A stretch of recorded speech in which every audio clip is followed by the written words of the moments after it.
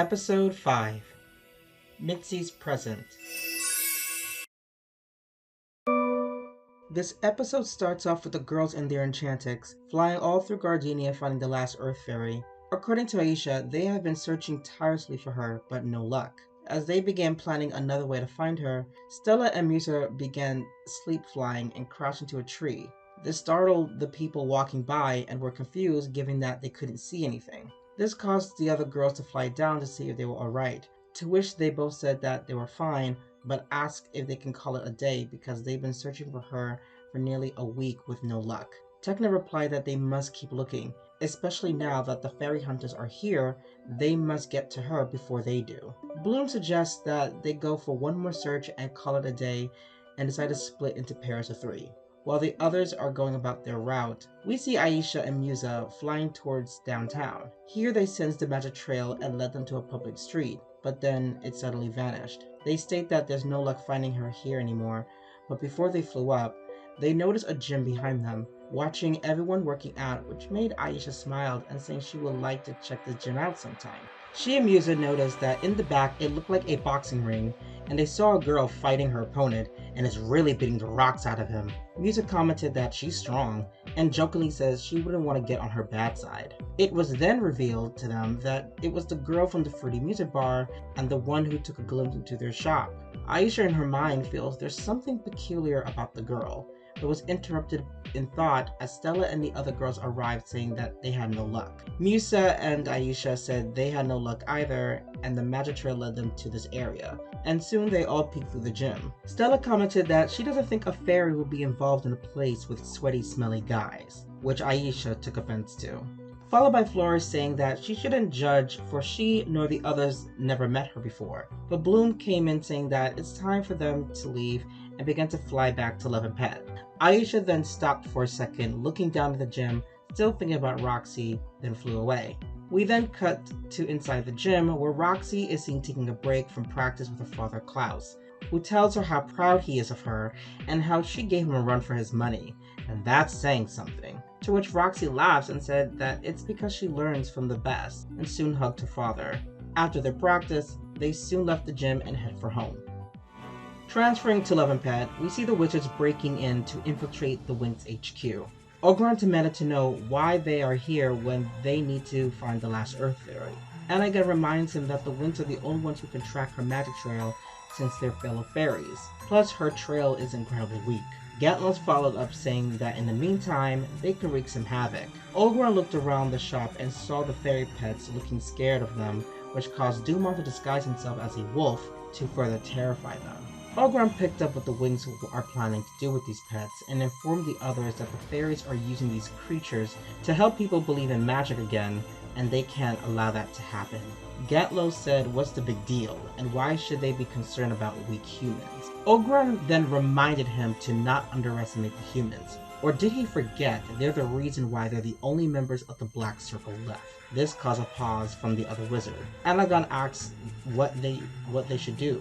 Destroy the pets? Ogron followed up by saying no, but he has a better plan. He told them that these cute little creatures' purpose is to help believe and accept magic. But what if they turn out to be monstrous that it could lead to make people terrified of them and magic itself, and it can be used to their advantage? Dumont sees from the window that the Winx are coming and warned the others. Ogron then used his powers to cast a dark spell on the pets. Anakin says nothing happened, only for Ogron saying that's because they haven't been fed yet. But when they do, they'll have front row seats of the events to come, then teleported out. The following scene, the girls flew down to their apartment and lifted their invisibility spell, and Tekna is trying to set up a phone call meeting with the headmasters of their updates of their mission. Kiko then ran to Bloom, jumping around trying to warn her about the wizard's visit, but Bloom can't understand him and says she'll be back for she had work to do.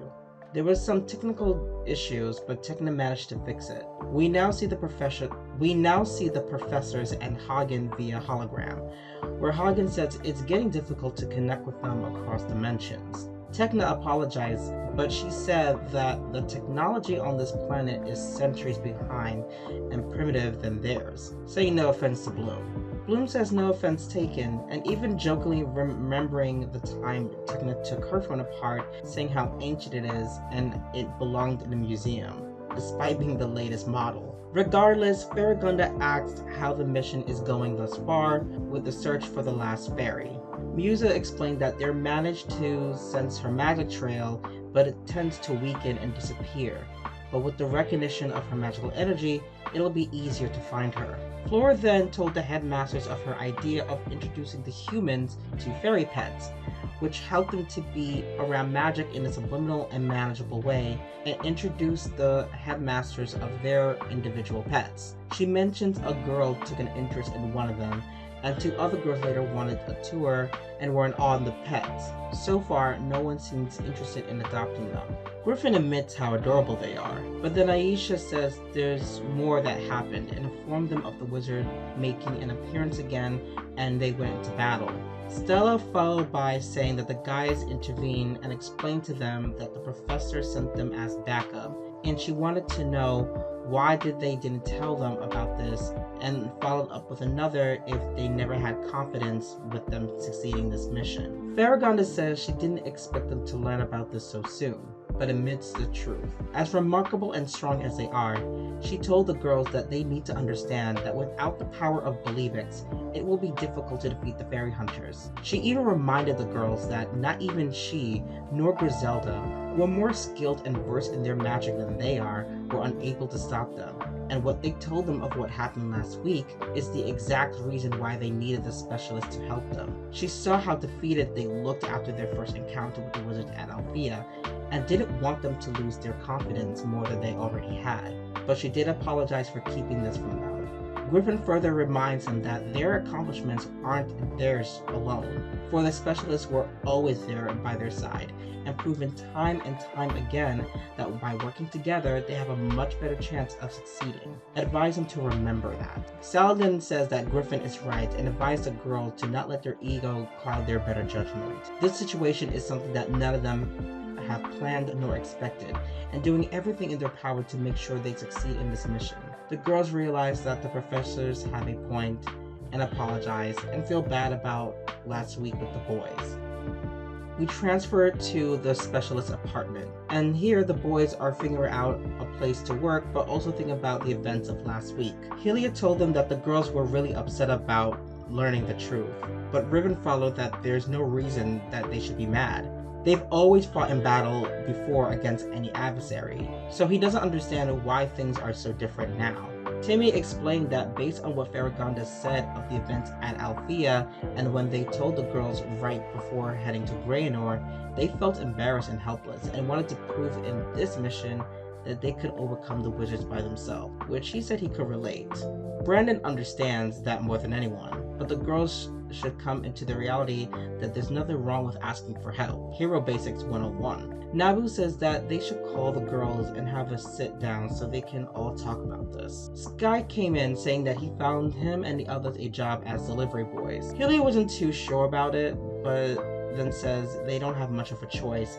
They all went to their interview for their new potential job, which they failed miserably. As they were walking down, they came across a repair garage where the owner is looking to hire mechanics. Brandon says this should be a piece of cake given his specialty with repairing mechanics, but comes to realize that the vehicles look ancient in comparison to the mechanics they're used to, and saying that it belongs in the museum.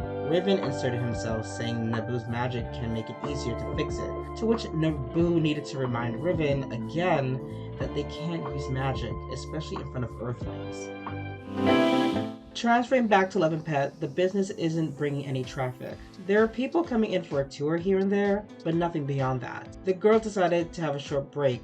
Then they see Mike and Vanessa visiting to check in on the girls and see how their store is doing. The girls were excited to see them, but says that they haven't had any successful customer since they've opened. There were people here and there for the tour, but weren't interested in adopting a pet. Vanessa explains that growing a business isn't easy, and like a flower, it'll take time to grow until it blossoms and flourishes. Flora is seen liking that analogy, which Vanessa hoped she did. Soon they heard a familiar but unpleasant voice. They turned around and found out it's Mitzi, Bloom's rival from her old school, along with her 2 friends, Stacy and Brooke. who came to look at the shop to see what it's all about. Though the girls, especially Bloom, didn't like their presence, Vanessa reminded them that the girls will be their potential customers and must be professional, to which they resented to agree. Mitzi approached the front desk to greet her old friend again and asked what is she doing here. Bloom, trying to check herself, says that she's one of the owners of the shop. Mitzi looked surprised, then asked if this was some extracurricular activity for her reform school, and then she noticed the other girls. Mitzi says she remembers them from her Halloween party, that they upstaged her 2 years back with their fairy costumes. Stella, with a passive-aggressive tone, says it's not their fault that their costumes were gorgeous and awe-inspiring. A little word of advice: when you plan on dressing up like someone or something next Halloween, make sure it's something that people can easily read as recognizable. No one knows of a goth supermodel of the future. Only someone who's self-absorbed could think of an idea like that. This, of course, visibly offends Mitzi, but says it doesn't matter, for she and her friends still pranked them. Aisha told her don't do too much, for if memory served her, she fainted when the missing fourth sister appeared, which Mitzi brushed off, acting unbothered. Bloom followed up saying that an extracurricular activity, for this is their own business, and informed her that they already graduated. Aside from gracing them with her presence, Bloom asks Mitzi how can she be an assistance to her. Mitzi says that if she must know, she's looking to buy something for her kid sister and wants it to be something amazing. Bloom is surprised to learn that Mitzi has a little sister, and she pities the poor girl. Flora and Musa see that the pets are seen restless and see it's their feeding time and gather a few bowls to prep their food. Mitzi spotted one of the pets and was in awe of them. She snatched one out of Flora's arms and told Bloom she wanted this one. Bloom said that these pets aren't for buying, they're for adopting. And of course, Mitzi and her friends became very rude with their remarks, which caused Bloom to lash out and to put Mitzi in her place. Mitzi bites back, saying that she'll write a bomb review on her social media, ruining the girls' chance of success if they ever want their precious pet shop to flourish, unless Bloom apologized, which really angered Bloom to the point of growling. Vanessa stopped and reminded her to be professional, which Mitzi is grinning from. Bloom, swallowing her pride, apologized to Mitzi begrudgingly. Vanessa then checked Mitzi on her behavior and said her mother is a regular customer of hers, and she would hate to hear how her daughter treats workers with no respect or manners, which she knows she taught her. Mitzi then looked scared, which Bloom caught wind of and smirked. Mitzi says whatever and begins the paperwork for the pet that leaves them saying nothing. But Vanessa began clearing her throat, which made Mitzi saying thank you while being annoyed. And Vanessa cleared her throat again when she and her friends passed her and Mike, to which Mitzi at Stacy and Brooke saying goodbye Mr. and Mrs. Peters and head out, which Vanessa saying come again soon, followed by Bloom mumbling or not at all. The girls then notice the pets are getting more angsty than ever, which confused Flora, for she fed them. But they soon see something is happening to the pets. Bloom, Aisha, Flora, and Stella use their magic to pull the curtain so no one could see what's happening from the outside, while Musa and Tekna use their magic to create an 8-bit music note sound barrier like they did in Season 3 to block out sounds from being heard from the outside and furniture being destroyed. Soon the pets then transform into mutated monsters. Bloom told her parents to step back, but before they were about to transform, Stella advised they need to be teleported out of the area and out of sight and away from the human. Bloom says she knows a place on the outskirts of Gardenia City where they can go, and it's in the forest. Stella then used her scepter to teleport all of them, including the monsters, out of there. Here, the girls finally transform to in the location, and they're seen trying to turn their pets back to normal. Flora asks what had happened to them, but Bloom remembered Kiko tried to warn her earlier about something and said this must be the work of the fairy hunters. They infiltrated their pet shop while they were away. Unknown to the girls, the wizards were lurking and aiding the monsters while invisible, making the task harder for them. They began to round them up, but Oberon cast a spell to help the pets scatter and one heading to the city. Tekna then advised them that they need the guys to help, which some of the girls said they could handle it. But Tekna scolded them, saying that they need to be rational and get out of their egos, and immediately called Timmy and told him of the situation. Timmy then alerted the guys to the situation, and with the help of Nabu's magic, they used the coordinates that Tekna sent to Timmy and transported them to the location. The fight sequences pretty much stay the same, except, of course, they're not doing it public where people can see them. They all split into pairs to find the pets. Aisha, Bloom, and Nabu chase the pet heading to Gardenia, but they cast an invisibility spell on both them and the pet, so they won't be seen, but it didn't stop the pet from destroying buildings and other properties, which got people scared and confused, for they didn't see what's causing it.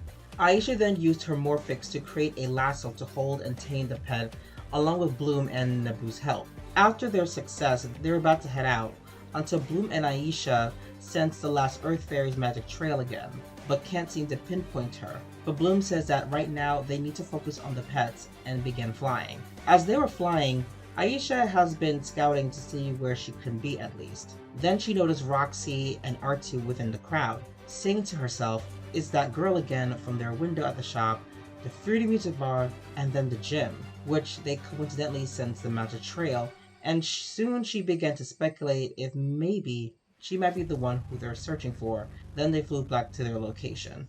After gathering the pets, Flora says they need to use their fairy dust to purify the dark curse on the pets. All 6 of them used their fairy dust, which changed the pets back to normal.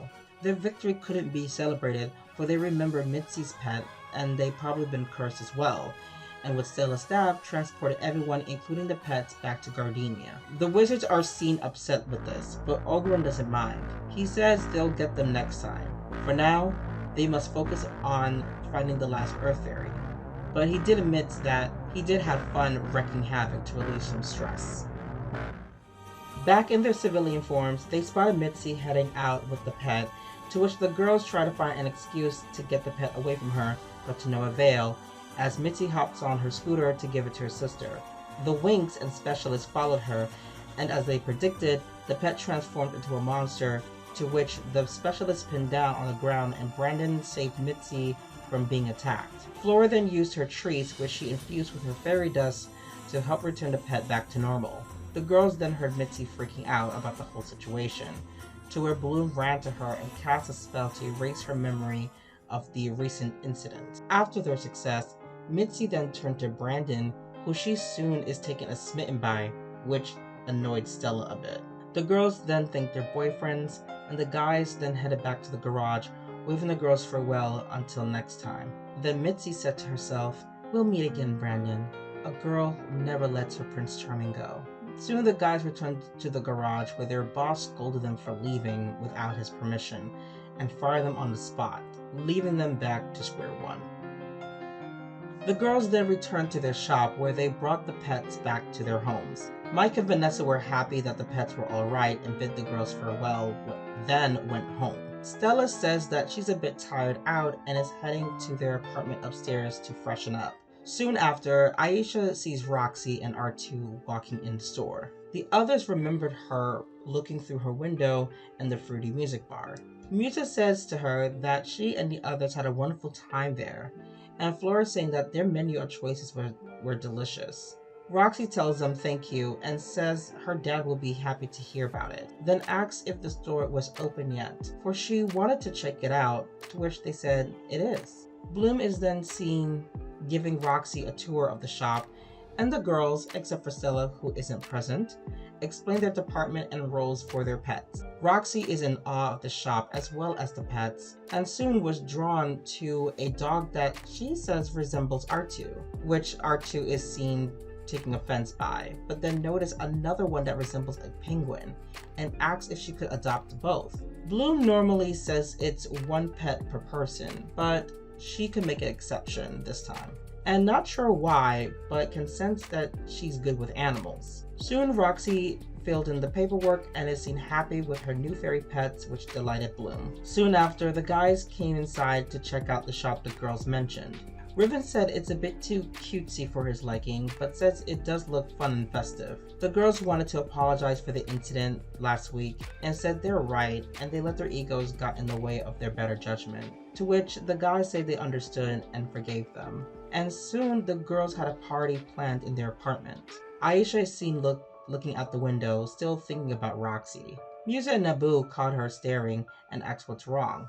She then explains that she has a strong speculation of who the last Earth Fairy is, but before she can say who it is, the three of them see Roxy walking past them across the street, and is seen cuddling R2 and the fairy pets. She's then released another magical energy, which Musa and Aisha felt, confirming Aisha's speculations, ending this episode.